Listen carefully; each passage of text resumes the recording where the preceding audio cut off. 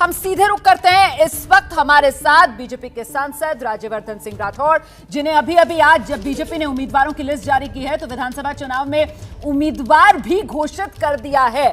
बहुत स्वागत राज्यवर्धन सिंह राठौड़ जी ABP news पर आपका। क्या अगर बीजेपी जीतती है राजस्थान, हालांकि अभी ओपिनियन पोल का पूरा आंकड़ा नहीं आया है, लेकिन 3 रीजन्स में बीजेपी की बल्ले बल्ले होती हुई नजर आ रही है, तो मैं राजस्थान के भावी सीएम से बात कर रही हूं। नहीं, देखिए, ये जो मुख्यमंत्री के चेहरे के ऊपर जो एक्स्ट्रा फोकस जो पिछले 5 साल रहा, उसी कारण से तो राजस्थान का बेड़ा गर्क हो गया। और उससे भी संतुष्टि नहीं थी। एक व्यक्ति मुख्यमंत्री बना हुआ था, एक व्यक्ति उप मुख्यमंत्री बना हुआ था, लेकिन दोनों असंतुष्ट थे। और जो बाकी जो मंत्री थे वो और अपने से बड़ा पद चाहते थे। तो राजस्थान की जनता को टोटली भूल गए थे, उस कारण से बेड़ा गर्क हुआ। अब आप जब कहते हैं कि ये हम आगे काम कैसे करेंगे, देखिए बड़ा स्पष्ट है। प्रधानमंत्री मोदी जी ने जो एक नया राजनीतिक युग लेकर आए हैं, जिसके अंदर रिपोर्ट कार्ड की राजनीति होती है, वंशवाद की नहीं होती, जिसके अंदर जीरो टॉलरेंस है भ्रष्टाचार के ऊपर और सबका रोटेशन है। आप अपना काम करिए और आपके बाद उसको रिप्लेसमेंट करने के लिए अनेकों सक्षम लोग हैं जो आपको रिप्लेस कर देंगे। नोबडी इज इंडिस्पेंसिबल और you have to give full commitment to your job, और वो भी अनुशासन के साथ। एक तो वसुंधरा राजे को भी पार्टी ने इसी रणनीति के तहत रिप्लेस कर दिया है।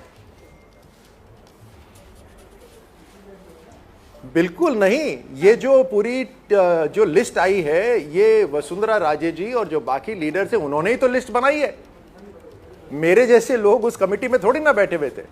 वसुंधरा राजे जी वहां थी, अमित शाह जी वहां थे, प्रधानमंत्री जी तो थे ही, नड्डा जी और अनेकों भारतीय जनता पार्टी के लीडर थे।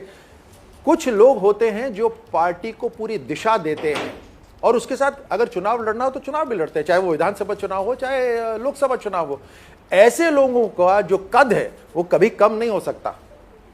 चेहरों पर आपने कहा कि कांग्रेस सरकार में बहुत फोकस रहा, इसी वजह से क्या बीजेपी ने न सिर्फ राजस्थान बल्कि बाकी अन्य राज्यों में भी हम देख रहे हैं कि चेहरों को ही आउट कर दिया है। मतलब वो सामूहिक नेतृत्व की बात कर रही है। अगर चेहरा किसी का सामने है तो वो प्रधानमंत्री नरेंद्र मोदी का। अब इसको लेकर सवाल यह भी पूछा जा सकता है कि क्या क्षेत्रीय चेहरों पर पार्टी को भरोसा नहीं है?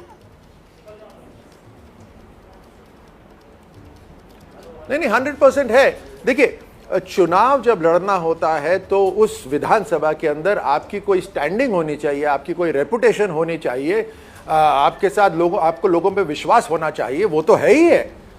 आखिरकार आपके चुनाव आपके कार्यकर्ता लड़ते हैं और उन कार्यकर्ताओं में से जो एक लीडर चुना जाता है वो आपका चुनाव लड़ता है। लेकिन आप क्या दिशा देते हैं, आप जनता को एक संक्षिप्त रूप में क्या बताएंगे कि आप किस तरह का युग लाना चाहेंगे, कैसे परिभाषित करेंगे अपने काम को? हमारे लिए बड़ा सिंपल है।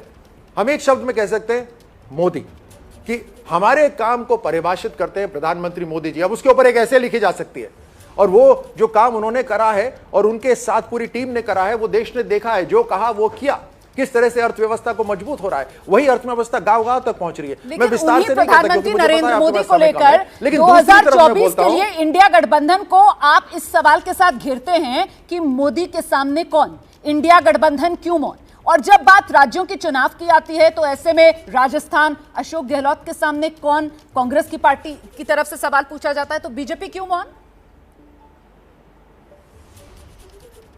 ना, मैं तो बड़े सरल, आपने जो ये बड़ा मुश्किल प्रश्न बोला है, मैं तो बहुत सरल उसका आंसर दे देता हूं। सबसे पहले तो 2024 में प्रधानमंत्री मोदी जी के सामने कोई भी नहीं है।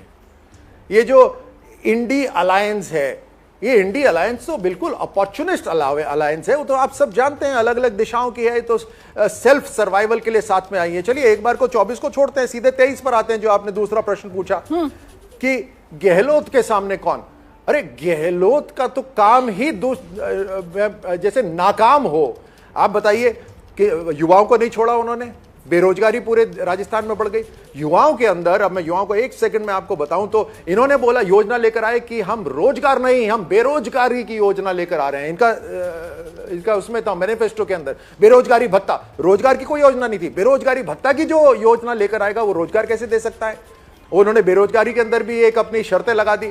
उसके बाद जब स्वाभिमान से जो इम्तिहान देना चाहता था उसको बोला पैसा दो तो पेपर मिल जाएगा आपको। ये राजस्थान की जनता के लिए हुआ। मतलब 18 पेपर लीक हुए और रद्द हुए, इन्होंने तो नई इंडस्ट्री खोल दी। और दुष्कर्म किस तरह के अपराध हुए, किस तरह के दुष्कर्म हुए, और फिर दुष्कर्म तो और उसके ऊपर से असंवेदनशील बयान। अब मैं एक यहां पर दोहराऊं तो सदन के अंदर बोला गया पीछे मुंह करके, अरे हम तो मर्दों का प्रदेश है इसलिए हमारे यहां रेप ज्यादा होते हैं। आप सोचिए, ऐसे लोग तो इनके मंत्री हैं, जो अकेडमी चल रही है राजस्थान के अंदर, जिसके लिए राजस्थान जाना चाहता है। इनके एक मंत्री बोलते हैं डंडा दे दो मेरे को, मैं ठीक कर दूंगा। He is on record by the way. हाँ, और एक मंत्री बोलते हैं कि इनको तो बंद ही कर दो, बैन कर दो। ये इनके मंत्री है, इनकी चलिए सर, बहुत शुक्रिया IBP न्यूज़ के लिए वक्त निकालने के लिए। बस इतना कह दूं आपसे कि अभी राजस्थान के 3 रीजन्स का ही आंकड़ा हमने दर्शकों को दिखाया है। अभी 2 रीजन्स और दोनों बड़े रीजन्स हैं, जहां पर मिलाकर जो विधानसभा सीटों का आंकड़ा है वो 119 का बैठता है। वहां की पूरी तस्वीर आना बाकी है।